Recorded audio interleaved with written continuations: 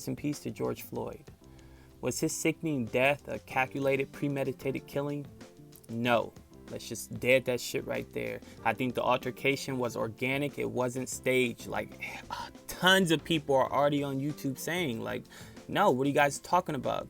It was simply the workings of an underpaid, picked on in high school, raised in a trailer, grown-ass, emotional, inferior man who felt intimidated from the moment he engaged with George Floyd. He saw a strong black man. He saw melanin skin and he immediately felt threatened. I'm now starting to wonder if he also already hated this man because he was going home to a home-cooked meal and love making every night by a white woman. Yes, George Floyd's fiance was white. Well, Arthur, how would he know that? Because they worked together for a year. George Floyd and that cop worked together for a year. Here's the video. Owner of a South Minneapolis club. She's telling 5 investigators that George Floyd and former officer Derek Chauvin both worked security for her at El Nuevo Rodeo out on Lake Street. Investigative reporter Eric Rasmussen just spoke with that woman. He's here now with more on what she said. Eric? Jackie, to be clear, while Maya Santa Maria says the 2 men worked for her as recently as last year, she says she does not know if Derek Chauvin and George Floyd ever actually spoke to each other.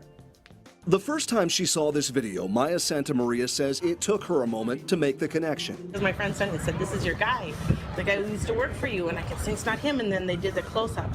And that's when I said, oh my God, that's him. She says now former Minneapolis police officer Derek Chauvin worked security for her at El Nuevo Rodeo for 17 years before she sold the club just months ago. He sometimes had a real short fuse and he seemed just afraid.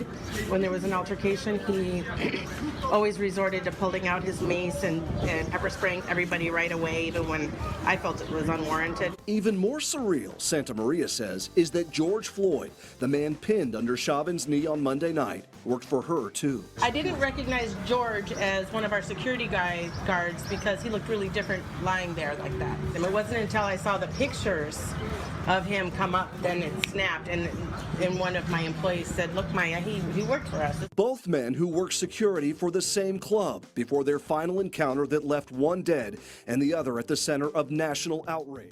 You see? And they try to say, oh, well, they didn't know each other. They never spoke to each other. It doesn't matter. That man is a cop. He scanned everyone's face he worked with. That's like any of us. We might not speak to somebody, but if we see their face outside of work or something, we know we work with them. Come on now, are you crazy?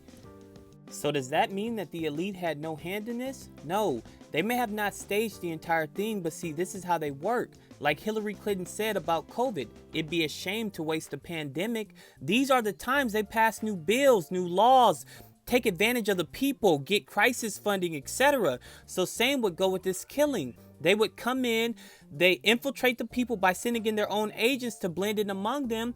Then they have them start doing things, in this case, burning and destruction of buildings. So now they control the narrative. I'm doing this shit, guys. What's up? I ain't got part of that shit.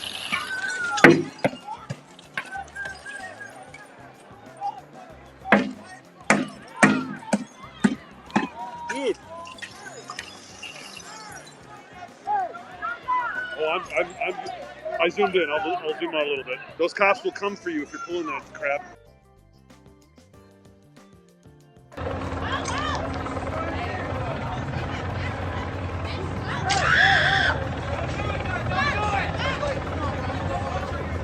Looks like, yeah.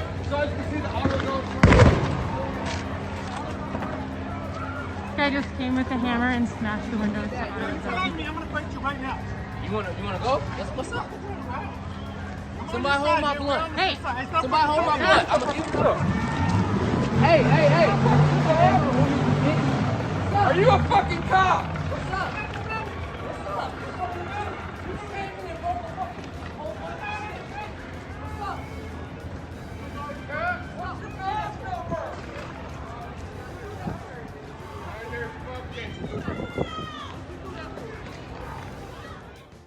That's an agent.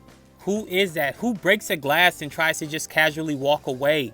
If he was just there, everybody turning up, like he'd be just there, continuing destruction. No one was even breaking glasses, setting anything on fire yet until that happened. He got it cracking and tried to just casually disappear and walk off. They've been kind of setting this racial tension up since COVID-19. Suddenly, in the middle of COVID-19, they changed the narrative to, oh, minorities and blacks are just getting it now. Blacks are the ones. Blacks don't have health care. That was bullshit. No one was really getting it. The numbers were inflated. And that was just the narrative being set up. And who benefits from this?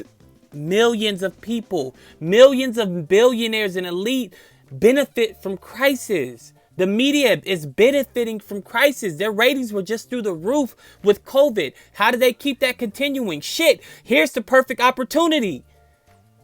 We don't have to do nothing but report, but let's put a little extra on it. Let's race bait, race bait, race bait. Damn, wake up. How can you not see that? Now, what did they get out of this? They are keeping the simple-minded American sheeple distracted. Like I say all the time, they want you busy arguing over black and white, over Democrat and Republican. It's divide and conquer. They're taking your distraction off Trump, and now he's exposing the elite right now. Trump is going to war with the deep state. He's currently attacking Google, Facebook, Twitter, Instagram. Because why? Censoring YouTube. They are trying to censor Americans. He's fighting this. They don't want the American people standing behind him. They'd rather you guys go play. Go play in the sand. Go burn some shit down, you little idiots. You're distracted. You're playing right into our arms. And let's see what Trump had to say. Executive order to protect and uphold the free speech and rights of the American people. Currently, social media giants like Twitter receive an unprecedented liability shield based on the theory that they're a neutral platform, which they are not. Not an editor with a viewpoint. My executive order calls for new regulations under Section 230 of the Communications Decency Act to make it that social media companies that engage in censoring or any political conduct will not be able to keep their liability shield. That's a big deal. They have a shield. They can do what they want. They have a shield. They're not going to have that shield. My executive order further instructs the Federal Trade Commission, FTC, to prohibit social media companies from engaging in any deceptive acts or practices affecting commerce. This authority resides in Section 5 of the Federal Trade. So understand what he's saying. If social media companies want to censor the American people, then the American people will turn their backs on them, and he will take their shield. They will no longer be protected under the United States, and we will investigate them. And trust me, they're dirty. They're spreading propaganda, period. They are. We need to be mindful and stay focused on what's really going on out here. Don't fall victim to the distraction. And what's going on with COVID-19 all of a sudden? I hope you guys are focused on how that's fading. They're trying to let that play out into the background now. We're open, run along. But how did they do that?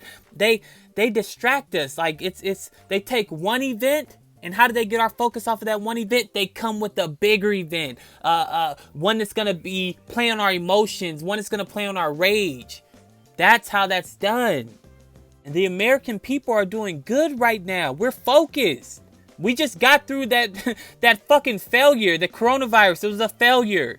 The American people knew it was so much exposure. It was so much exposed during that pandemic. It was so much exposed. The American people caught on, and we're doing good. So with this going on, that's Lenox Mall right now. They just broke into Lenox Mall. They're tearing into the Gucci store. All this looting is going to lead to martial law. Atlanta just declared a state of emergency. They're sending out the National Guard to take control. If it keeps continuing, then they're going to do what? Martial law. But see, when they're sending in agents to make this shit overhyped, that's what they want. They just failed with COVID-19. We're out. We're out the house. Their lockdown's over. Now here's just another excuse for them to try to manipulate some law or something just to override the American people. I mean, we have to be conscious of that. And that's all I'm saying. Today in Las Vegas, I was out on the front line defending George, Floyd, protesting in his name, and I was out there and I got great footage for you guys, so I'm going to end this video by sharing that. Blue versus us. And I'm here to fucking stand up for my brothers. I got my son's coded black. I don't want this shit. I don't want him to grow up in this fucking world like this. So that's why I'm here. Right. Good shit.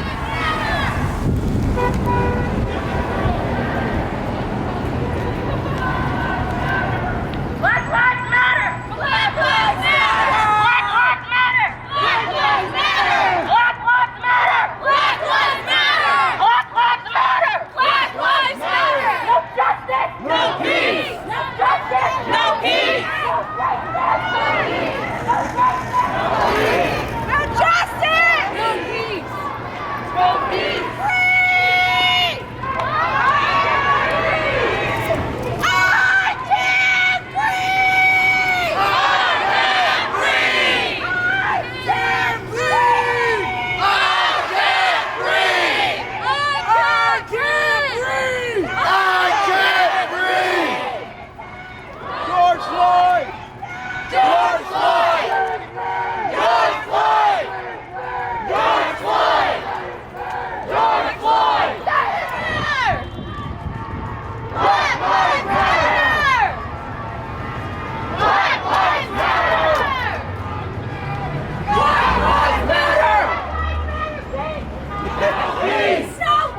No peace! No peace! No peace! Say his name! George Floyd! George Floyd! George Floyd! No peace! No peace! No peace! No peace! No peace! Hey, the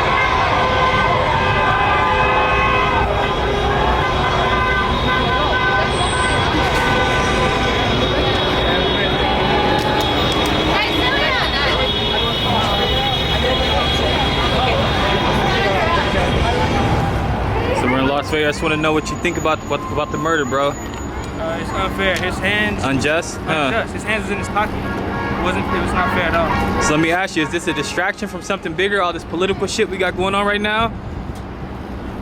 A distraction? Like, can it be used like that, or just straight unjust police brutality, bro? Police brutality. Yeah. Thank you for that.